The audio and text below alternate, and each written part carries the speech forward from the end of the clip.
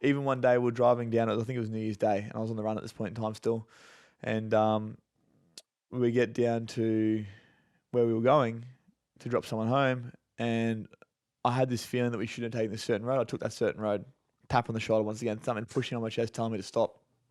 Boom, cops everywhere. RBT is on New Year's Day, and luckily I got away with that one as well. There was lots of little times where I should not have been still out of jail, but I was. But every single time, I got this warning sign, I got this tap on the shoulder, I got something telling me that this is not right. Don't do this.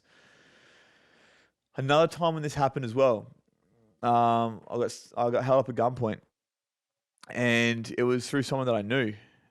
And once again, I got a tap on the shoulder telling me not to do the thing. But my greed got in the way. I wanted the money.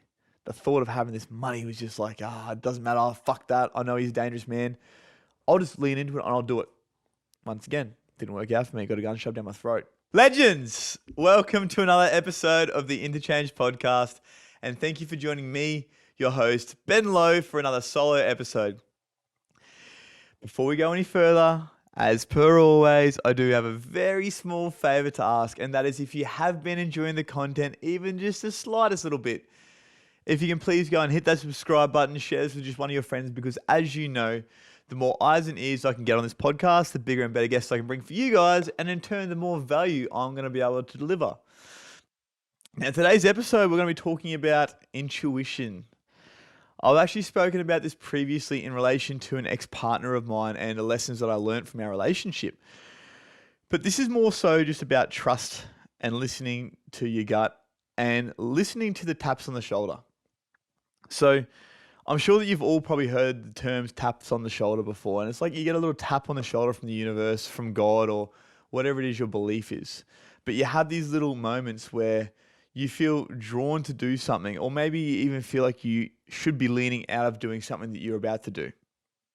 And especially when you're in tune and you are really aware of yourself and you're, well, number one, aware of your purpose, your values, and really in tune with your why, you'll probably feel that through times in your life, you get these little taps on the shoulder that say, hey, do that, you're on the right path. Or maybe it's more so the opposite.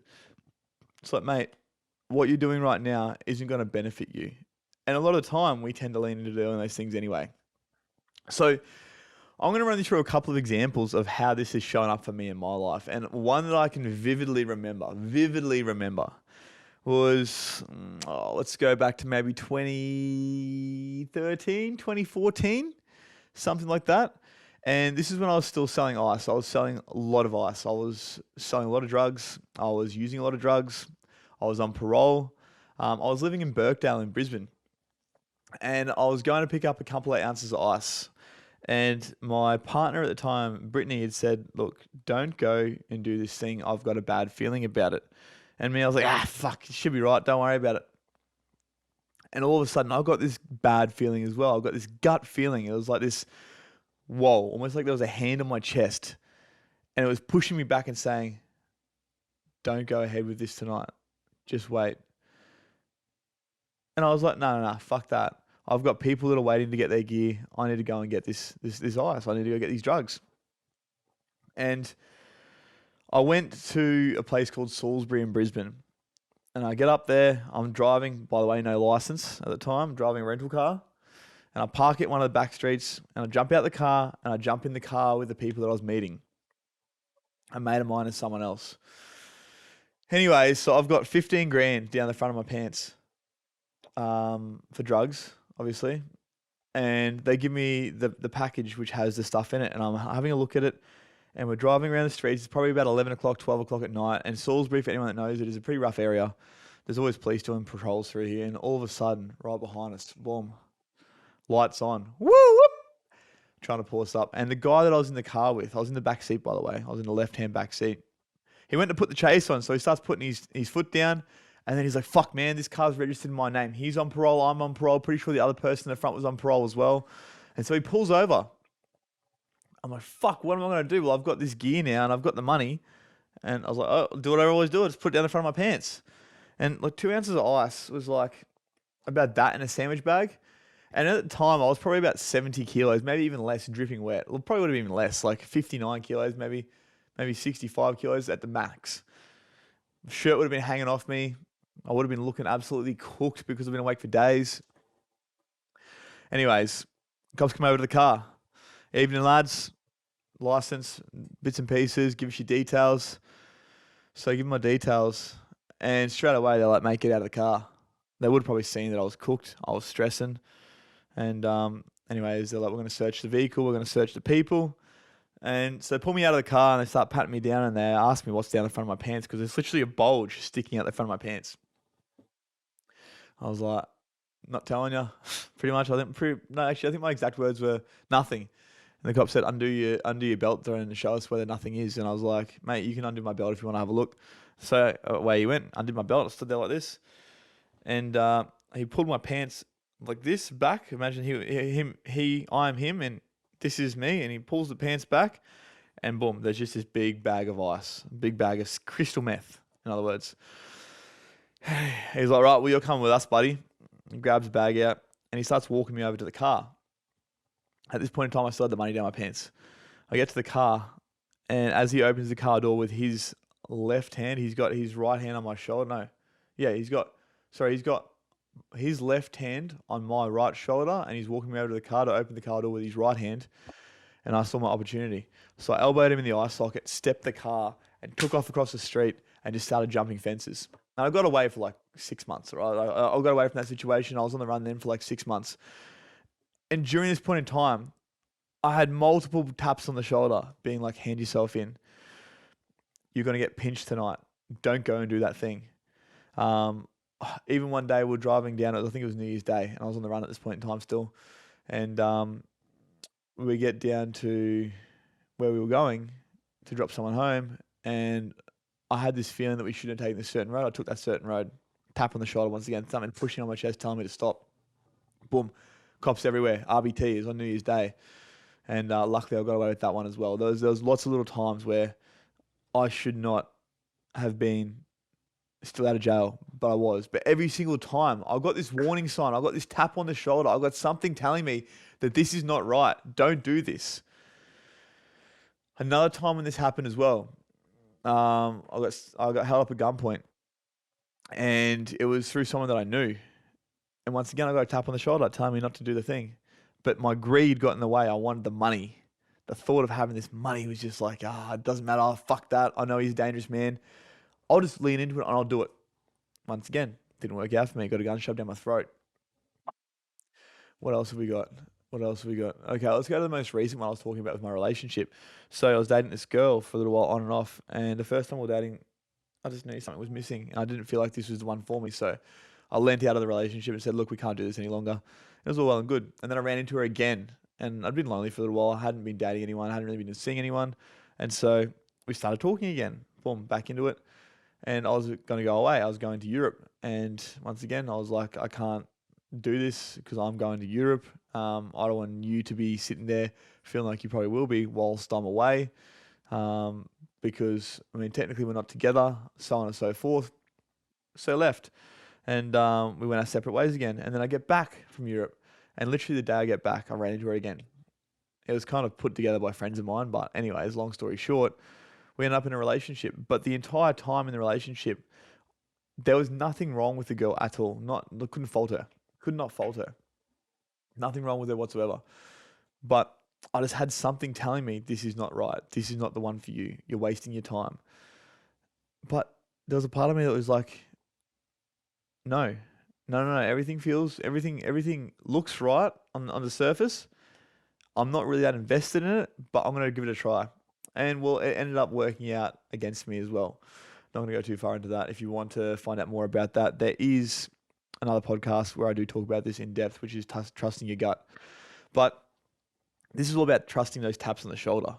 And so all through my life, I've had these little opportunities where the universe has gone, the universe, God, whatever you want to call it, the all-being, or the almighty, the higher power, has gone, Ben, slow down. Ben, don't do this. Ben, you're on the right path.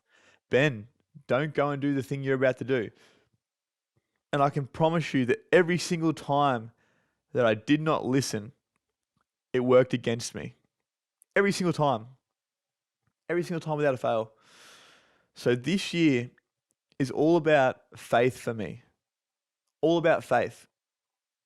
And what faith means to me is not religion or anything like that, but having something to believe in and just trusting in that thing, whatever it might be. And so for me, this year is all about actually learning more about faith and learning more about different religions and seeing where I fit into that, what my beliefs are that I take from that. And so I had a really, really funny experience just recently again. And once again, coming back to the taps on the shoulder, once again, they can work for you or against you. So I was having this conversation with a lady friend that I've been seeing. We're talking about it, and she said to me, "What is your number one word for the year? What's your word for the year? What's your focus?" And the first thing that came to mind was faith. Now, anyone that's seen the most recent episode I did, I think it was around the storm of the century, I spoke about how me and this girl were on our first date and we're sitting up the top of Mount Tamborine and got stuck in this crazy tornado. And right before the tornado hit us, we were actually talking about faith. We're talking about, the Almighty, and we're talking about weather and how we are just so insignificant. We think that we're all so high and powerful and high and mighty, but really we are literally just someone's ants in their ant farm, for a better way of putting it, for lack of a better way of putting it, I should say. But after that conversation and after we got hit with this storm, it actually felt to me like that storm was there for us for some reason. It literally felt like I felt like I was there for a reason. And after that, I just had this urge almost to look further into it. Another thing that sort of brought it on for me was I had Corey Boutwell, shout out to Corey for introducing me to something called the Hero's Journey, which I didn't know much about. I'd heard of it, but I'm explaining it to me. And he said that every single religion through the ages of time describe this hero's journey. And so there's got to be some merit to that. And so this really piqued my interest into wanting to look into religion also, to see what the hero's journey was all about and how it takes place in each scripture, for whether it be like, Muslim, so the Quran, or whether it be in the Bible for Christians, or whatever it might be, Buddhism. I want to look into all these things because I feel that in each one of these things, even though you might not buy into it 100%, there is lessons, and there is it's almost like a reflection of us and how we should be as human beings to some degree. So anyways, back to what I was saying. I was having these conversations and I was talking how I wanted to look more into faith, and I got another tap on the shoulder, another big tap on the shoulder, which was one of those positive ones, not the one of the ones that's saying you're not on the right path or anything like that. It was more so saying you are on the right path and you are moving in the right direction. So for anyone that's messaged me on Instagram, you'll probably get a message from myself or my virtual assistant saying, "Hey, so-and-so, whatever your name is, thanks for the follow. Really appreciate it. Are you someone that's looking to break bad habits or change lifestyles, or are you just enjoying the content?" And so I was having a conversation with a girl that I'd messaged. Her name's Tara. And we got to talking. She's told me that she loves what I do, loves what I'm about, and she struggled with drugs for a very long time, and religion was what saved her. And that she was on her way overseas, but once she got back, she'd like to have more of a chat about doing some work together. I was like, "Awesome. Where are you going overseas?" And she told me that she was going on her pilgrimage. So her religious pilgrimage. And so I still don't completely understand this, but from what she said and what I remember of the conversation, she said it was where she goes to the Holy Land, so Mecca, she's Muslim, and she gives thanks and praise and worships the journey that Allah and the Sacred One took. So that, and once again, I could be butchering this completely, so if anyone can correct me, please do. But so she gives thanks and walks the same path to give thanks for the sacrifices that the prophet made. So anyways, we got to talking about this, and she asked me what my beliefs were, and I told her that, well, actually no. First of all, she made an assumption, and she's like, "I take it that you're Catholic or Christian," and I said, "No, no, no. I actually used to be a Lutheran, and I was a follower of the Lutheran church, so Christian to some degree, but I didn't really align with it. Number one, because all the stuff that the people were preaching, I felt like they were not living." This was around the time when my parents were splitting up, and I almost felt judged for being someone that was going through this, that my parents were doing this to us and whatever. And once again, that could just be my own reflection of myself, and I felt judged. It might not have been that I was getting judged at all, but I just didn't like the way that this was run personally for myself. I'm not saying there's anything against that at all, by the way. I'll never diss any religions or anything like that. Everyone has the right to believe in what they believe in.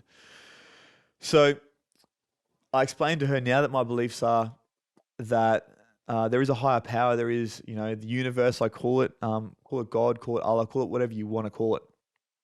But there is a higher power that has created us, and we are all here to fill a purpose that will then allow us to ascend into the next life. And if we don't learn our lesson and fulfill the purpose that we have within this earth, then we'll get sent back and sent back and sent back until we do learn that lesson and we do fulfill that purpose and go into the next life. That is my belief. And she said, look, I agree with absolutely everything that you've just said, and that is my beliefs as well. But I'm a Muslim and that's our religion. And she said, look, I don't know why, but I feel called to do this. And it's only if you are open to it, but I'd love to send you an English version of the Quran. And this is literally the day after I just had this conversation with the girl that I've been seeing around faith. And for me, that was a massive tap on the shoulder. So anyways, she sent me the Quran. It's arrived, and that's something that I'm going to start to look into. But I feel like there is so much more at work here, and there is a reason for me obviously reading into this, and there's a reason for me wanting to follow this faith. Because at the end of the day, I've always been someone previously who was skeptical around this stuff and wouldn't trust my intuition. But after a lot of lessons and learnings last year and a lot of things that happened for me, it really just showed that these taps on the shoulder, they're there for a reason. And there's only so long that the taps will continue until eventually you get hit by a Mack truck. Shout out to Money and You for that reference. But the taps on the shoulder are there for a reason. They're there to tell you something. So don't run away from them. Sit, be present, listen. And the thing is, you don't need to know why or how or what. But if you get a tap on the shoulder, trust it, because it is there to serve a purpose for you. Now, I'm interested to know who here has had a tap on the shoulder that they didn't listen to and it didn't work out well from. Comment below.